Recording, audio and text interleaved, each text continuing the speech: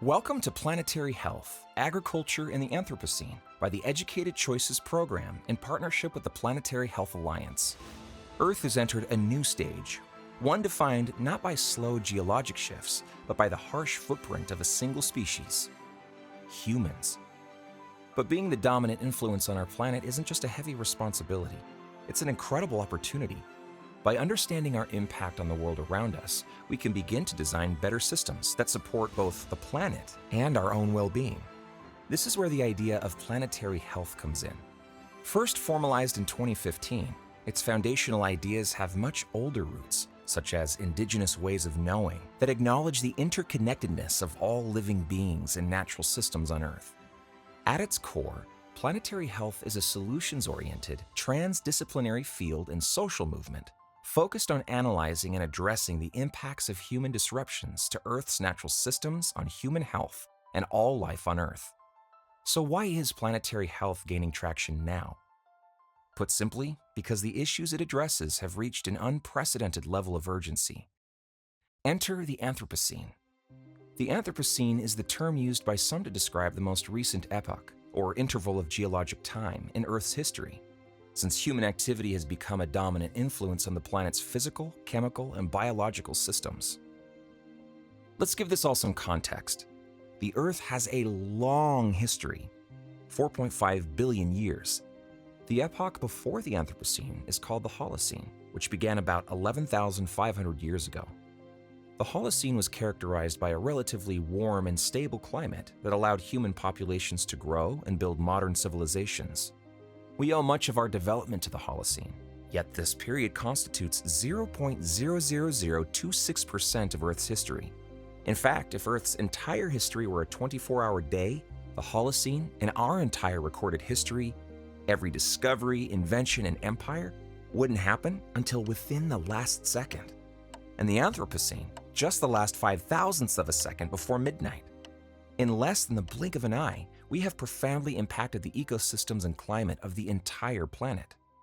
The Anthropocene is marked by the great acceleration in energy consumption, transportation, and technological development, alongside rapid population growth. One of the major hallmarks of this period is how we produce food. During the Anthropocene, we have dramatically changed how we feed ourselves in order to support over 8 billion humans. Our increasing reliance on large-scale industrial farming is a major driver of current environmental crises.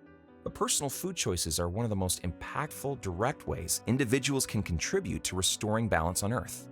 For thousands of years, farming relied on extensive diversified systems in which a wide variety of crops were grown over a relatively large area of land with lower investments in various capital resources. Then, in the mid-20th century, humans orchestrated the Green Revolution, during which agriculture rapidly industrialized.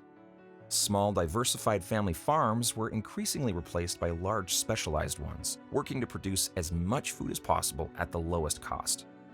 To better understand the story of agriculture and the Anthropocene, let's examine something familiar: a hamburger. Cows are commonly kept in concentrated animal feeding operations, or CAFOs, where they are fed diets made up of staple crops such as corn. That's right, some of the nutrients in your burger probably once took the form of corn. Soy is another staple crop that's fed to industrial farmed animals like cows, and especially poultry and pigs. Global soy production in particular has increased dramatically to meet the demand for meat, with more than 3/4 of global soy used strictly for livestock feed. This means a lot of soy plants. Think of vast fields as far as the eye can see. This is a common example of the monoculture farming seen in industrial crop production. Massive fields of a single crop, like corn or soybeans, are planted. When the same crop is planted continuously year after year, it's called monocropping. Crops are often high-yielding varieties or genetically modified organisms engineered to withstand heavy pesticide use. In the shadow of these bright green fields lurks a serious problem: biodiversity loss. We are in the midst of the 6th mass extinction event on Earth, with agriculture being one of the leading human-caused threats to ecosystems, driving species extinction. Monoculture farming has contributed to the loss of many historic crop varieties. It also decimates populations of pollinators, such as bees, by depriving them of varied diets and exposing them to chemicals such as pesticides. Many vitamin-rich foods, such as a variety of fruits and vegetables, depend at least partially on insect pollination. If pollinator populations collapse, human food systems will pay the price through decreased agricultural productivity. Another major contributor to biodiversity loss is global deforestation, with agriculture responsible for the vast majority of permanent forest loss worldwide. This is due to the expansion of pasture land to raise cattle and the conversion of land to grow feed crops for various species of livestock. Clearing these natural ecosystems destroys the homes of numerous species. For example, the Spix's macaw of Brazil is extinct in the wild due in part to forest habitat destruction. Let's shift our focus. Behold a humble drop of water. Chances are its fate is tied to the agricultural system. Around 70% of global freshwater withdrawals are used for agriculture.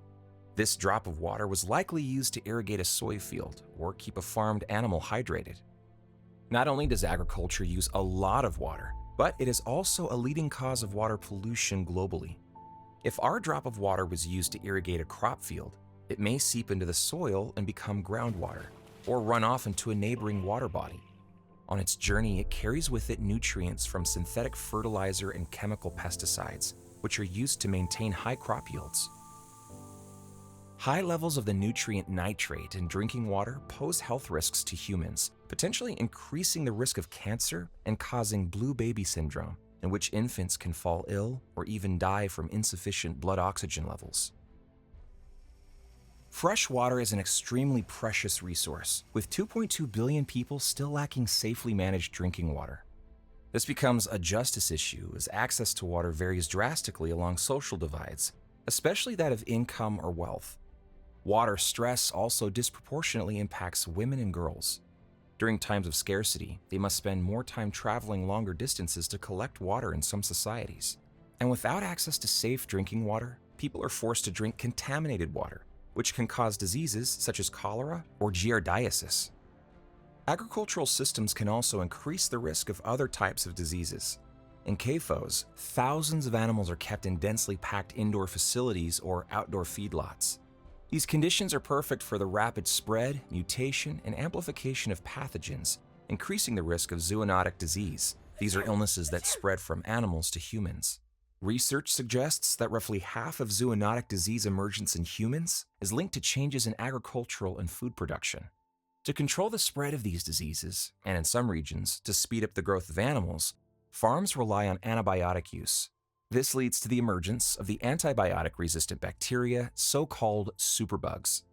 These antibiotics and zoonotic pathogens, in addition to bacteria and parasites that originated in animal waste, can also be carried into waterways by our droplet. Checkpoint. Let's take a moment to reflect. We've covered a lot of ground, and it's natural if you feel the weight of these challenges. But remember, the reason these impacts are so widespread is that our food system is incredibly powerful. It touches every corner of the planet.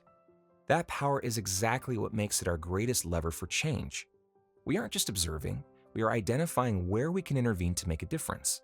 Does knowing we are the primary architects of the Anthropocene make you feel more responsible for the natural world?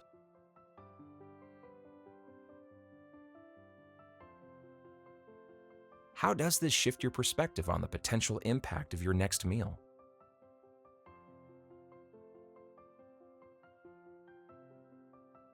Keep in mind that every challenge we identify can guide us toward a more just and sustainable way of living. Let's now turn to the air we breathe. Animal agriculture is a major cause of fine particulate matter air pollution. This sort of pollution can penetrate deep into human lungs and even enter the circulatory system. Not only can this make people sick, but it can also be deadly. As with all types of pollution mentioned, farm workers and people who live in surrounding communities are particularly vulnerable. They suffer from higher rates of respiratory illnesses, with one study finding that those living within 1.5 miles of a CAFO had 2.67 times higher odds of having asthma compared to those living 5 miles away. Another type of air pollution affected by agriculture is greenhouse gases, which trap heat within the Earth's atmosphere. The food system is likely responsible for up to 37% of human-driven greenhouse gas emissions, and while estimates vary, animal agriculture is likely responsible for at least 1/8 of that same total. Greenhouse gases such as carbon dioxide, nitrous oxide, and methane are released into the atmosphere due to the use of fossil fuels, fertilizers, and waste management practices that make large-scale animal agriculture possible. Cattle and certain other farmed animal species also produce large amounts of methane during their natural digestive process. Plus, the agriculture-driven deforestation we discussed earlier also contributes to climate change. The Amazon is often referred to as Earth's lungs, and forests such as these can act as massive carbon sinks when healthy and intact, absorbing more carbon from the atmosphere than they release. Deforestation is like a giant final exhale from the forest, releasing this carbon back into the atmosphere over time. All of these greenhouse gases trap heat in the Earth's atmosphere, warming the planet's air and oceans. This leads to increased frequency and severity of extreme weather events such as hurricanes, droughts, and heat waves. Extreme heat waves can directly exacerbate cardiovascular and respiratory diseases, leading to hospitalizations and even deaths. For example, in the US, deaths linked to heat exposure have increased by 50% over the course of the past 2 decades. A changing climate can also expand the range and seasonality of various pathogens like malaria and Lyme disease. Carried by insects like mosquitoes and ticks, these diseases can be transmitted longer and in higher altitudes than before. Extreme weather can also lead to mental health conditions like depression, PTSD, and other cognitive issues. By the year 2030, climate change is projected to cause an estimated 250,000 additional deaths annually from direct impacts like extreme weather and indirect impacts like increased water pollution and vector-borne diseases. Extreme weather can also make entire regions unlivable, forcing migration. Some experts predict that climate change and related disasters could displace up to 1.2 billion people by 2050. Displacement can move people into crowded and impoverished conditions and disrupt access to essential health care. Climate change is also a dangerous threat multiplier, exacerbating existing demographic vulnerabilities. It can drive conflict, often centered around extreme resource scarcity, such as in 2021 when water scarcity linked to climate change in Cameroon sparked violence between herders and fishermen. The conflict left hundreds dead and forced tens of thousands to flee to neighboring Chad.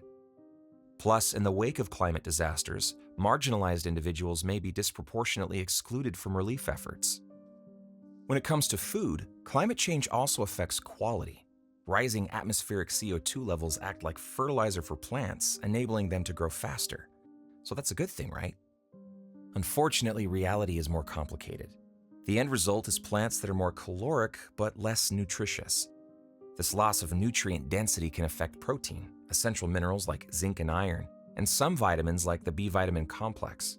Plants that are most affected include wheat and rice, foods that much of the world relies on in their daily meals. Because of this, by 2050, it is estimated that well over 100 million additional people will be pushed into new risk levels of zinc and protein deficiencies. This will create a crisis of hidden hunger, in which people consume enough calories but still have health issues from nutrient deficiencies such as anemia, stunted growth, cognitive impairment, weakened immunity, and others. For many people, it is hard enough to feed their family. The last thing they need is ailments like these lurking behind a full belly. Overconsumption of certain foods can also lead to health issues. We've discussed how the production of a burger can impact our external environment through resource use and pollution, but consuming it can also affect your internal environment.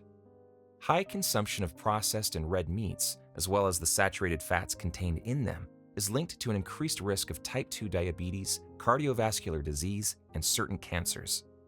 Eating more whole plant foods like fruits, vegetables, whole grains, and legumes, and fewer animal products and highly processed foods tend to lower the risk of non-communicable diseases. Unfortunately, access to healthy food varies, and structural inequities leave certain populations more vulnerable than others. When climate change reduces crop yields and food prices rise, low-income consumers and small-scale farmers are often hit hardest. The urban poor have a hard time adjusting to market shocks because they often already allocate up to 75% of their total expenses for food. And hidden hunger disproportionately impacts poor people in the global south. Women and girls in particular are burdened by power inequalities when environmental crises hit and resources are scarce, leading to increased exposure to violence. While all this information can be heavy, there is a lot of room for hope. At its core, planetary health is not just about analyzing problems, but also about envisioning and creating comprehensive solutions at both the systemic and individual levels. For our large-scale food system, organic agriculture avoids chemicals by using different techniques, such as applying natural compost instead of synthetic fertilizers. This helps rebuild the soil microbiome and reduces the amount of pollutants in the air and water. And there are regenerative methods for farming plants that can be scaled too, like no-till farming and cover cropping. These practices help build healthy soils that effectively sequester carbon while simultaneously producing nutritious food. Often on a smaller scale, polyculture involves growing diverse plant species together. Since it more closely mimics natural ecosystems, it naturally restores soil nutrients, enhances water filtration, deters pests, and reduces the need for chemical inputs. Zooming in even more to our individual plates, every opportunity we have to eat a more planet-friendly diet adds up. The Planetary Health Diet is a science-based dietary framework rich in plant foods like fruits and vegetables, and emphasizes putting plant protein sources first.